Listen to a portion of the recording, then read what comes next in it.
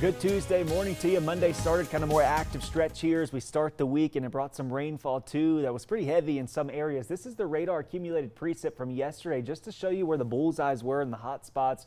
You'll notice eastern Pueblo County, eastern El Paso County, some parts of the western edge of El Paso County getting a little bit more of that rainfall too. Some thunderstorms embedded in there that dropped a lot of rain at once. Today we're looking at another day of some thunderstorms by the time we get to the afternoon thanks to the monsoonal moisture. So let's get right into the forecast and what to expect for today.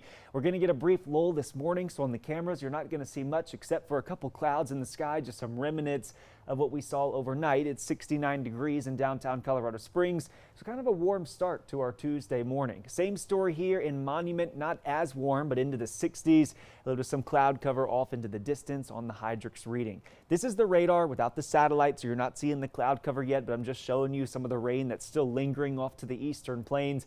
Notice it is starting to wind down in coverage and intensity. Just a couple showers along Highway 50 and also towards the south as you head towards Backett County. There's the clouds. You're seeing it east of the interstate. Not much to go with it right now. We're very dry. We're still under the influence of this big ridge of high pressure, and this is what's continuing to drive in the moisture via the monsoon, especially as we go into the afternoon. So the thickest of the plume is centered right over Colorado and into southern Colorado. We also have this short wave of energy that's moving through, and that is the lifting mechanism that's going to keep those showers and storms going into the afternoon and then also into the evening hours as we go into the rest of our Tuesday and into early Wednesday morning. So it's enough rain. It warrants a heavy rain potential. This yellow bubble here is where we could see some scattered flooding, basically just the bullseye where the models are showing the most amount of rain, most amount of intensity. The green areas, as you're seeing to the western edge of our coverage area and also as you head into Kansas, still some heavy rain that's expected, but not quite as widespread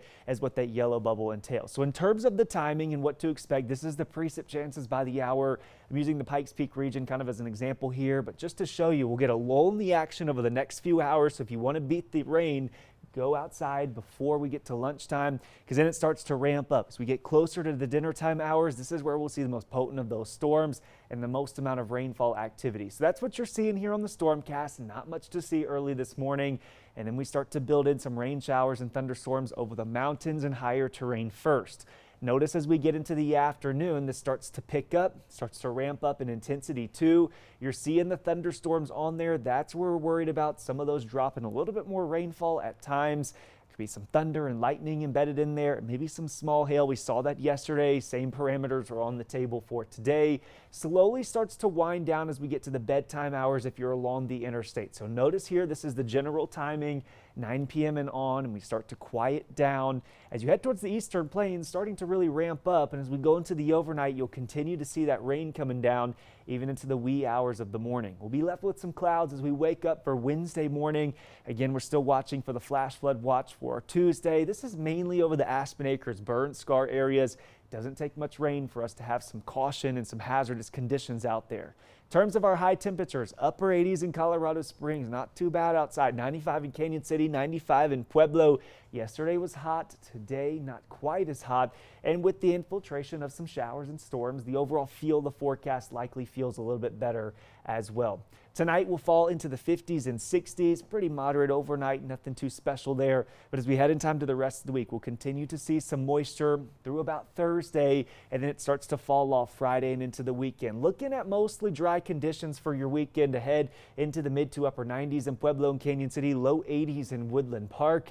Could see a couple showers as we top the next week. Not as active as it will be over the next couple of days, and that's what the models are hinting at right now.